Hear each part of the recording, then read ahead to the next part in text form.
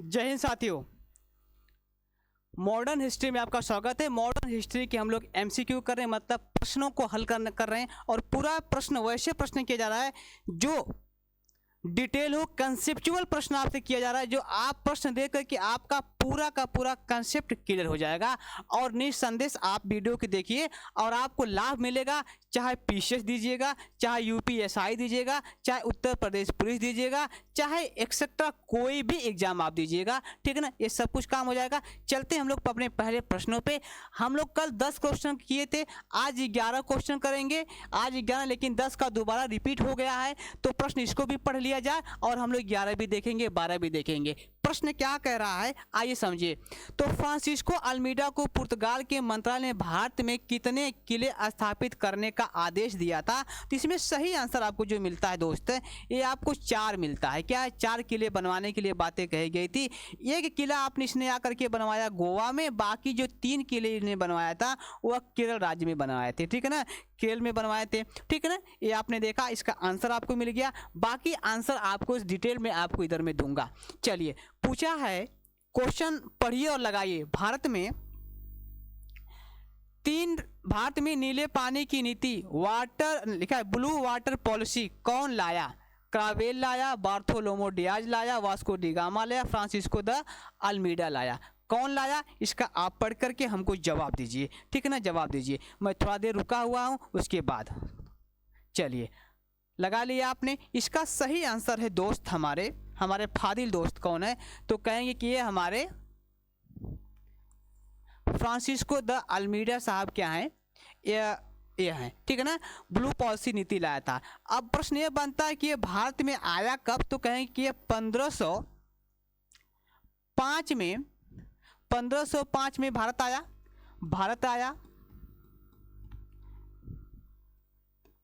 भारत से 1509 में गया, ठीक है। इसने एक पॉलिसी लाई, क्या नाम है? ब्लू पॉलिसी नीति लाई इसने क्या लगा? नीले पानी की नीति लाई इसने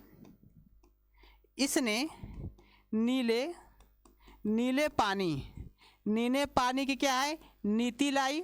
कौन लाई? इसने लाया। ये प्रश्न ये हो गया। दूसरी बात है कि इसे क्या हुआ था? इसे 4 किला बनवाना था। कहाँ पे बनवाना था? इसे 4 किला बनवाना था।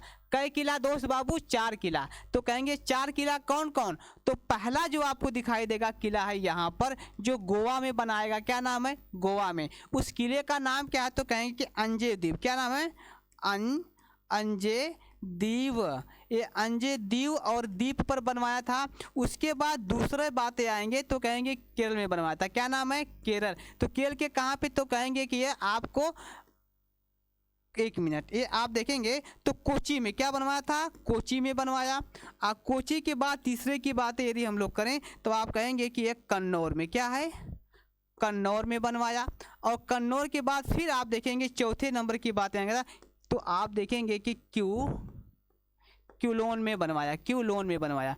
अब बातें आती कि तीनों की जो तीनों हैं ये केरल में है। कहाँ पर है? तो कहेंगे केरल राज्य में है। हुआ क्लियर ना? ये किस में? तो कहेंगे कि केरल राज्य में, ये केरल राज्य में है। इसने 4 किले बनवाने के लिए इसे आदेश दिया गया था। हुआ क्लियर ना? आपको क्लियर होता होगा। अरे भाई, ये आपका देख पा रहे हैं, ये इलाका आपका कौन सा है? ये आपका केरल का क्षेत्र है, यहीं बनवाया था। और यहाँ पे गोवा का क्षेत्र है। यहाँ पे महाराष्ट्र आप देखेंगे तो यहाँ पे जो इलाका है वो महाराष्ट्र का है, और ये इलाका आपको दिखाई देगा यह कर्नाटक का क्षेत्र है। चले आगे बढ़ें, क्लास में आगे बढ़ा जाए। पढ़िए और जवाब दीजिए। भारत में फ्रांसिस्को द अल्मीडा अपना मुख्यालय कहाँ बनाया? भाई इसका जवाब दीजिए, ठीक है ना। इसका सही आंसर आप देखेंगे तो इसका सही आंसर आपको मिलेगा, यह है आपको बी नंबर। क्या है? कब बनाया था? तो कहेंगे कि यह 1505 में। कब आया था? 1505 में इसने बनवाया था। कौन? तो कहेंगे कि ये फ्रांसिस्को द अल्मीडा ने 1505 में इसने यहाँ पे बनाया था, ठीक है ना। याद करिएगा कि इसका किसका मुख्यालय? ये कालीकट में पहले इसका मुख्यालय था, ठीक है ना। कालीकट में यहाँ पे यदि हम लोग बातें करेंगे तो यहाँ पे फैक्ट्री बनाई गई थी, लेकिन असफल फैक्ट्री है। कैसी है? तो कहा जाए कि 1500 में, ठीक है ना, 1500 में यहीं पर यहाँ पर फैक्ट्री बनाई गई थी। क्या बनाई गई थी? फैक्ट्री बनाई गई थी। तो कैसी था? असफल फैक्ट्री थी। ये असफल फैक्ट्री है। ये क्या है? ये सफल फैक्ट्री है। सफल, ये सफल फैक्ट्री है, ध्यान दीजिएगा, ये सफल फैक्ट्री है। और आपको बता दूं तो कन्नौर में क्या है, कन्नौर में कब बनाई गई थी? तो यदि हम लोग कन्नौर की यदि बातें करेंगे, कन्नौर की यदि बातें करेंगे तो ये आप देखेंगे कि कन्नौर में ये 1505 में बनाई गई थी। और ये चीज़ें जो आपको दिखाई देने जा रही है ये 1503 में नहीं, मतलब क्या बनाई गई थी? यह 1503 में बनाई गई थी। ठीक है ना? तो ये आप देखेंगे कि यह बनाई गई थी। ये भी क्या होगी? सफल है। ये भी क्या आपका है? सफल बनाई गई है। हुआ क्लियर? हो रहा होगा। चलिए, ठीक है ना? अब यहाँ पे कुछ भी नहीं है। नेक्स्ट प्रश्न, भारत में दूसरा पुर्तगाली governor Francisco de Almeida Bharat कब आया? फ्रांसिस्को द अल्मीडा भारत में कब आया? भारत में दूसरा, एक मिनट, क्वेश्चन कुछ मिस्टेक है।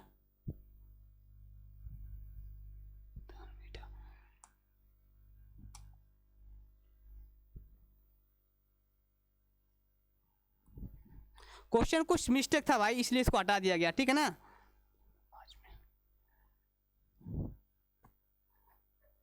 तो लिखा है कि निम्नलिखित में से पुर्तगालियों का वास्तविक शासक किसे माना जाता है? वास्तविक शासक, वास्तविक शासक कौन? तो शासक कौन? तो कहेंगे कि वास्तविक शासक की बात करेंगे तो भाई साहब ये वास्तविक शासक है। कौन? तो कहेंगे कि ये वास्तविक शासक है।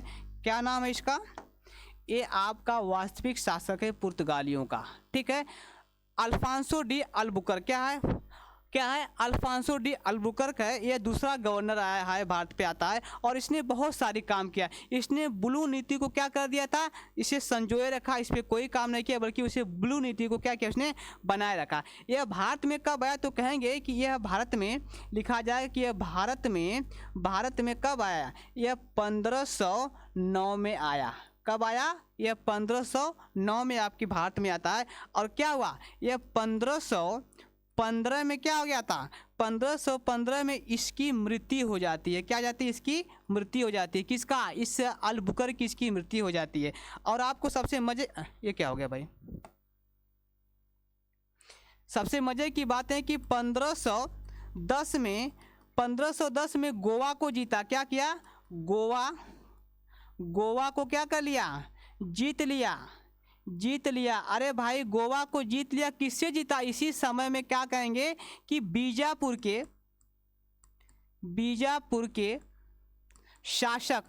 के शासक आदिल शाह से क्या कर लिया? इसने छीन लिया। और बीजापुर के जो आदिल शाह है उनका कब्जा किस पे था? तो गोवा पे कब्जा था। इन साहब ने क्या कर लिया? इसको जीत लिया। ठीक है ना? और बीजापुर पड़ता कहाँ पे? तो कहेंगे बीजापुर आपको कहेंगे तो कर्नाटक में है। क्या नाम है? कर्नाटक में आपको पड़ता है। कहाँ पड़ता है? तो कहेंगे कि कर्नाटक में पड़ता है। बातें नोट करिए और बढ़िया तरीके से समझते चलिए। नेक्स्ट प्रश्न है, वास्को दी गामा भारत में कितने बार आया? तो भाई भारत में कै बार आया? तो कहेंगे कि भारत में 3 बार आया। कै बार आया दोस्त? कहेंगे भारत में 3 बार आया। तो प्रश्न ये बनता है कि पहली बार कब आया? देखिए, आप कहेंगे कि सर पहली बार कब आया? तो कहेंगे कि पहली बार ये 1498 में आया, आप सभी लोग जानते हैं। तो दूसरी बार कब आया भाई साहब? तो दूसरी बार की बातें कहेंगे तो ये 1502 में आया। और तीसरी बार कब आया? तो कहेंगे कि तीसरी बार ये 1524 में आया। और ध्यान दीजिएगा, ये 1527 में क्या हो गया? मर गया। क्या हो गया? मर गए वो हायो रब्बा। क्या हो गया? मर गया और यहीं पे दफना दिया गया। ठीक है, आगे चलते हैं प्रश्न को लेकर के। ठीक, पूछा है कि वास्को दी गामा भारत में कितने बार आया? दोबारा हो गया। अरे भाई ये ही सही है, यही 3 बार आया। ठीक, चलिए, फ्रांसिस्को द अल्मीडा किस युद्ध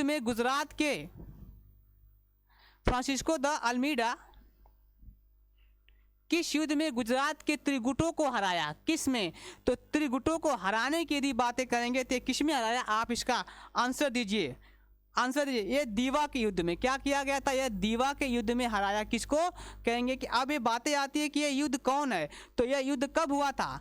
कहेंगे कि दीवा का जो युद्ध है, दीवा का जो युद्ध है यह कब हुआ था? अरे भाई दीवा का युद्ध हुआ था 1509 में हुआ था। कब हुआ था यह? 1500। इसमें दो लोग थे, इस युद्ध में क्या थे? दो लोग थे।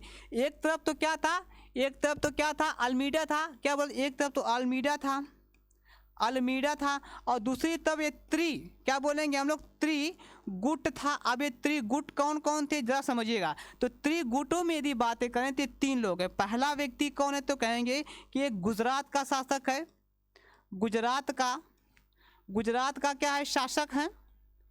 उसके बाद कहेंगे कि एक मिस्र का है और तीसरा है आपको कहेंगे तुर्की लोग हैं। कौन है? तुर्की लोग हैं, ये तुर्की लोग हैं। तो कुल मिलाकर के ये 3 गुट है और क्या कर दिया इसने क्या कर दिया? हरा दिया। क्या कर दिया? इसको हरा दिया। हुआ क्लियर?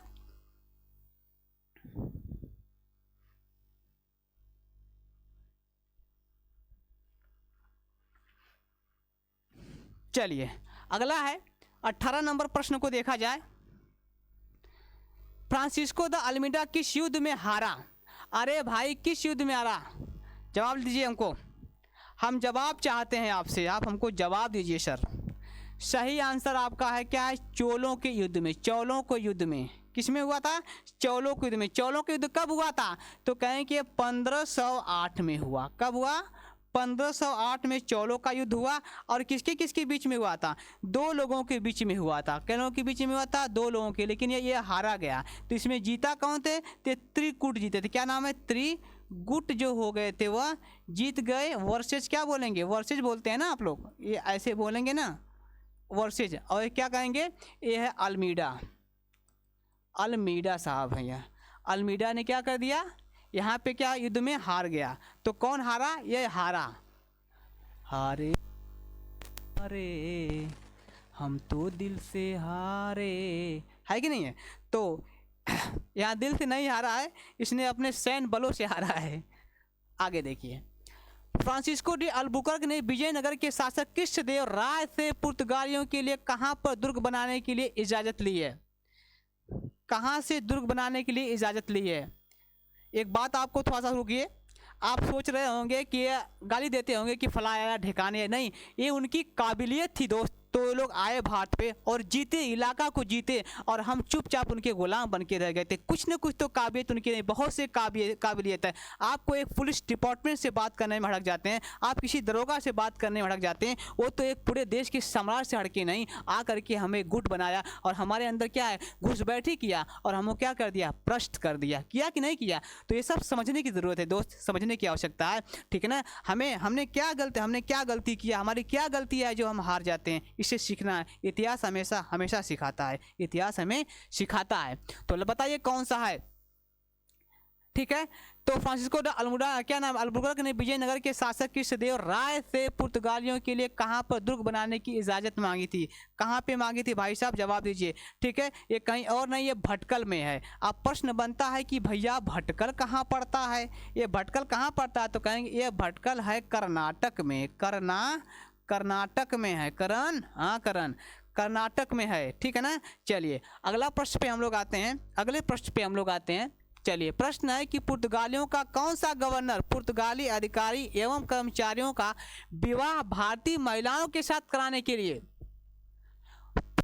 किया था? देखिए थोड़ा सा गलती हो गई है, इसको हम लोग आप इसको देख लेंगे। प्रोत्साहित किया है, लिखा है क्या? प्रोत्साहित। इसको माने कि प्रोत्साहित लिखा है, मान लीजिए कि प्रोत्साहित लिखा है कि नहीं है? तो प्रोत्साहित किया। अब किसने किया इसके बारे में आप पढ़िए। कौन है? तो अल्फासिस डी अल्बुकर्क है, क्रावेल है, वास्को दी गामा या नीनो कुन्हा है। तो भाई साहब बताइए कि इसमें कौन सा आंसर सही है? तो अल्फासिस डी अल्बुकर्क हैं। वाह रे, अल्बुकर्क बहुत चालाक व्यक्ति है। उसने कहा, क्या कहा? उसने कहा कि भारतीयों से शादी, देखिए जब इनके सैनिक और इनके कर्मचारी, इनके ऑफिसर जब काम कर रहे थे भारत में, तो काफ़ी दिनों से आ गए, तो उनको घर जाने का याद आ रही थी, उनको अपने गर्लफ्रेंड से याद आ रही थी, उनके अपने बच्चों की याद आ रही थी, उनकी अपनी वाइफ की बातें याद आ रही थी, उनकी अपनी मम्मी पापा की यादें आ रही थी, और वो क्या सुसुक सुसुक के रोत रहना है। तो सुसुक सुसुक के जब रो रहे थे तो उनको घर जाने की मन किया, तो इससे कहें कि हम घर जाना चाहते हैं। उसने कहा कि क्या करोगे जाकर के घर, समृद्धि है यहाँ पे, सब कुछ यहाँ पे, काम करो कि मैं तुम्हें आदेश देता हूँ कि महिलाओं से यहाँ के भारतीय महिलाओं के साथ विवाह करो और दबा के बच्चा पैदा करो। उसने कहा कि जब दबा के बच्चा पैदा करेंगे तो जनसंख्या बढ़ेगी, जनसंख्या बढ़ेंगे तो यहाँ पे हमारा धर्म फैलेगा। कौन धर्म?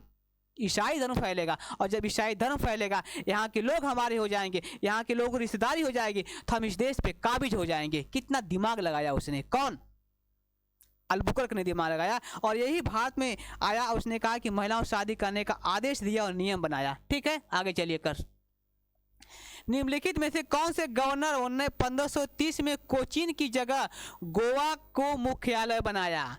गोवा को मुख्यालय बनाया भाई साहब, कौन है ऐसा? तो कौन है ऐसा? ये है आपको नीनो डी कुन्हा। कौन है? नीनो डी कुन्हा साहब हैं। कौन? Nuno de Cunha.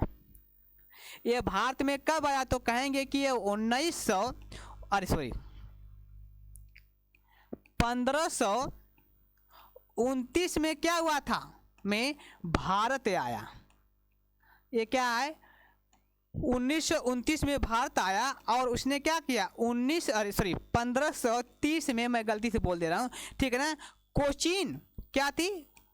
कोचीन में स्थापित हेड ऑफिस, क्या किया उसने? हेड ऑफिस को ट्रांसफर कर दिया। क्या किया? ट्रांसफर करके कहाँ लाया था? ट्रांसफर करके कहाँ ला दिया था? गोवा में अपनी क्या बनाया था? गोवा में अपनी हेड ऑफिस बनाया। गोवा में क्या बनाया? अपनी हेड ऑफिस बनाया।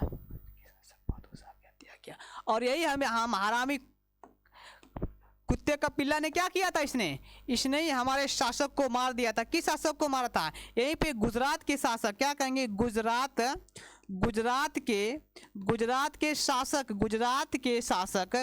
के शासक क्या नाम है? बहादुर। गुजरात के शासक बहादुर शाह की हत्या, बहादुर शाह की क्या कर दिया था? इसने हत्या कर दिया था। अरे बाप रे बाप, कर दिया। किसका हत्या कर दिया और कहाँ पे किया था? ये जानते हैं ये कहाँ पे किया था इसकी हत्या? ये जा करके समुद्र में जब जा रहे थे सब और जहाजे में इसकी जान मार दिया। किसने मारा? तो है कि नीनो डी कुन्हा ने मारा था। और दो और भी सारे काम किए थे, बहुत सारे काम करने वाले थे। हरामीपन है, हरामी है ना। तो कौन कौन काम किए थे? एक बात है तो कहेंगे कि 1534 में क्या कहते हैं? बसीन, क्या बोलते हैं? बसीन पर कब्जा किया। बसीन पर क्या किया?